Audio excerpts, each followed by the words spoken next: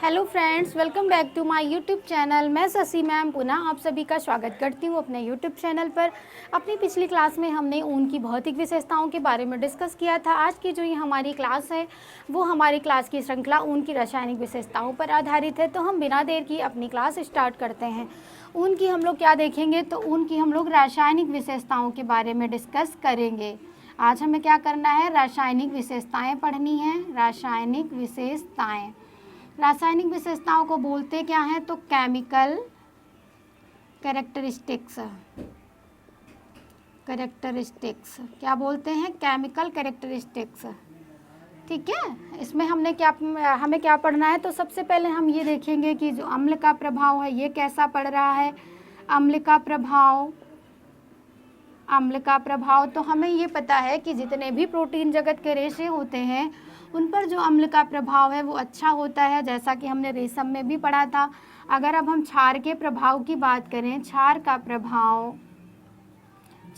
प्रभाव तो इस पे कैसा पड़ता है, बुरा पड़ता है। क्षार का प्रभाव कैसा पड़ रहा है, तो बुरा पड़ रहा है। और अगर हम देखें कि रंगाई के लिए कौन सी डाई उपयुक्त होती है, तो आपकी एसिड डाई। एसिड का मतलब क्या होता है, अम्ल, और जब अम्ल का प्रभाव हमारे ऊन के लिए अच्छा है तो हम एसिड डाई का प्रयोग करेंगे, वो भी हमारे ऊन के लिए क्या होगा, अच्छा होगा। अगर अब हम आगे बात करें इसकी कि पसीने का इस पर कैसा प्रभाव पड़ रहा है, पसीने का प्रभाव तो ऊन पर पसीने का प्रभाव भी बुरा पड़ता है। कैसा पड़ता है, बुरा पड़ता है। कीड़े का प्रभाव बुरा पड़ता है, यानी इस पर कीड़े लगते हैं। अगर हम लोग फफूंदी की बात करें, फफूंदी का प्रभाव इस पर क्या होता है, नहीं होता है, इस पर फफूंदी नहीं लगती है। अब अगर हम और आगे देखें तो इस पर रंगों के प्रति सादृश्यता कैसी होती है, रंगों के प्रति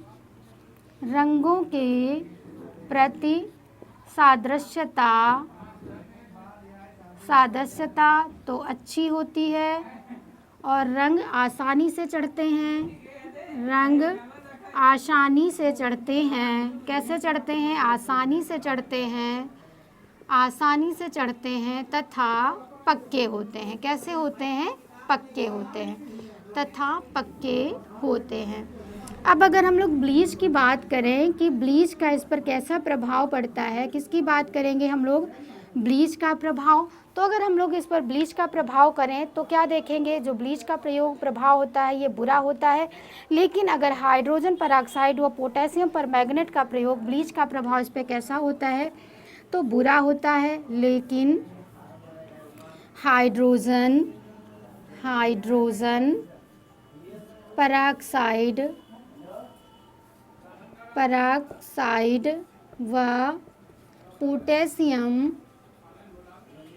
व पोटेशियम परमैंगनेट का प्रयोग कैसा होता है, तो वो हमारा अच्छा माना जाता है, अच्छा होता है। ये है हमारी ऊन की रासायनिक विशेषताएं। तो अगर सबसे पहले हम लोग इस पर अम्ल का प्रभाव देखें तो ये कैसा होता है, अच्छा होता है। और हमने ये बताया है कि आप लोगों को ये बात दिमाग में बिठा के रखनी है कि जितने भी प्रोटीन जगत के रेशे होंगे उन पर अम्ल का प्रभाव क्या होगा, तो अच्छा होगा। अम्ल का प्रभाव अच्छा है। क्षार का प्रभाव कैसा है, तो बुरा है। अगर रंगाई के लिए पूछा जाए कि कौन सी डाई उपयुक्त होती है, तो वो आपकी एसिड डाई उपयुक्त होती है। क्यों होती है, क्योंकि हमें पता है अम्ल का प्रभाव हमारे ऊन के लिए क्या है, अच्छा माना जाता है। पसीने का प्रभाव तो बुरा पड़ता है। और अगर कीड़े का प्रभाव देखा जाए तो इस पर क्या होते हैं, कीड़े लगते हैं, यानी कीड़े का प्रभाव भी कैसा होता है, बुरा होता है। फफूंदी की अगर हम बात करें तो इन कपड़ों पर फफूंदी नहीं लगती है। रंगों के प्रति अगर सादृश्यता की बात करी जाए तो रंग इस पर क्या होती है, इसकी रंगों के प्रति सादृश्यता अच्छी होती है। रंग आसानी से चढ़ते हैं तथा पक्के भी होते हैं। अगर ब्लीच का प्रभाव देखा जाए तो इस पर बुरा होता है। लेकिन अगर हाइड्रोजन परऑक्साइड व पोटेशियम परमैंगनेट का प्रयोग किया जाता है तो ऊनी वस्त्रों के लिए इन दो ब्लीचों का प्रयोग कैसा होता है, अच्छा होता है। यह है हमारे ऊन की रासायनिक विशेषताएं, और हमने भौतिक विशेषताएं पिछली क्लास में डिस्कस कर ली थी। अब हम और थोड़ा सा ऊन के बारे में डिस्कशन कर लेते हैं।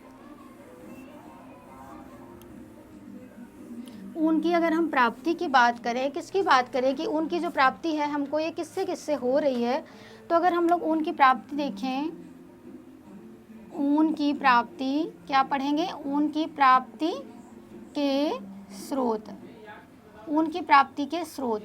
तो सबसे पहले हमने देखा कि एक विक्यूना, क्या देखा, विक्यूना, विक्यूना। और दूसरा हमने क्या देखा, अंगोरा, अंगोरा। और फिर हमने क्या देखा, मैरिनो, मैरिनो। और उसके बाद अगर हम देखें तो क्या है हमारा, कश्मीरी बकरी, कश्मीरी बकरी, बकरी। विक्यूना क्या है, तो ये एक ऊंट की प्रजाति है, ऊंट की प्रजाति है। और ऊंट की प्रजाति है, इसके साथ साथ इसके जो बाल होते हैं वो होते क्या हैं, बाल जो हैं ये उच्च गुणवत्ता वाले होते हैं, उच्च गुणवत्ता वाले वाले। अब जब बाल उच्च गुणवत्ता वाले हैं तो ऊन भी हमको कैसा मिलेगा, तो उच्च गुणवत्ता वाला ही मिलेगा। ये पाया कहाँ जाता है, तो ये पेरू प्रदेश, पेरू प्रदेश व दक्षिण अफ्रीका, दक्षिण अफ्रीका में पाया जाता है। दुनिया का, विश्व का सबसे महंगा कोट, सबसे महंगा कोट, जिसको हम लोग क्या कहते हैं, मिंक कोट के नाम से जानते हैं, मिंक कोट का निर्माण इसी के बालों से होता है। अगर विश्व के सबसे महंगे कोट की बात की जाए तो वो हमारा होता है मिंक कोट। और वो बनता किससे है, तो वो विक्योना ऊंट की प्रजाति होती है, इसके बालों से जो ऊन बनता है उसी से हमारे मिंक कोट का क्या होता है, निर्माण होता है। अब अगर हम अंगोरा की देखें तो अंगोरा है ये जो बकरी है, ये है क्या, तो ये एक बकरी की प्रजाति है। अंगोरा क्या है, बकरी है। प्राप्त बाल को हम लोग क्या कहते हैं, प्राप्त बाल जो है इसको क्या कहा जाता है, मोहेर कहा जाता है, मोहेर कहा जाता है। पूछ लिया जाता है कि अंगोरा बकरी के बालों को या प्राप्त रेशों को क्या कहा जाता है, तो आपका मोहेर हो जाता है। पाई कहाँ जाती है, तो यूएसए व अफ्रीका में, अफ्रीका में ऊन कैसा होता है, तो उच्च गुणवत्ता वाला होता है। ऊन कैसा होता है, उच्च गुणवत्ता वाला ऊन। ये हमारी अंगोरा बकरी है। अगर हम लोग मैरिनो की बात करें तो मैरिनो हम लोग पढ़ चुके हैं कि जो फर्स्ट क्वालिटी का ऊन होता है ये का इससे मिलता है। मैरिनो क्या है, तो एक भेड़ है, ये भेड़ है और फर्स्ट श्रेणी का ऊन प्राप्त होता है, फर्स्ट श्रेणी का ऊन प्राप्त होता है।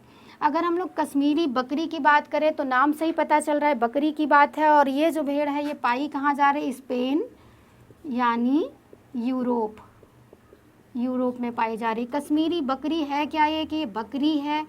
पाई कहाँ जा रही है, तो कश्मीर में पाई जा रही है। कहाँ पर पाई जा रही है, तो ये कश्मीर में पाई जा रही है।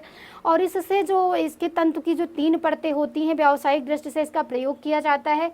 और हिमालय के, ये हिमालय के तिब्बत क्षेत्र में व चीन में क्या की जाती है, ये पाई जाती है।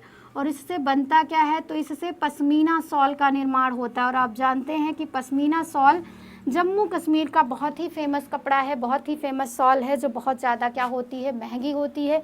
इससे भी क्या होती है, उच्च गुणवत्ता। ये शॉल कैसी है, तो ये महंगी शॉल होती है।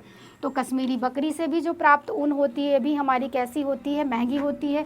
अब अगर हम लोग लामा की बात करें तो जो लामा है हमारा, ये भी क्या है, ऊँट की एक प्रजाति है, ऊँट की एक प्रजाति है। क्या है, ऊँट की प्रजाति है।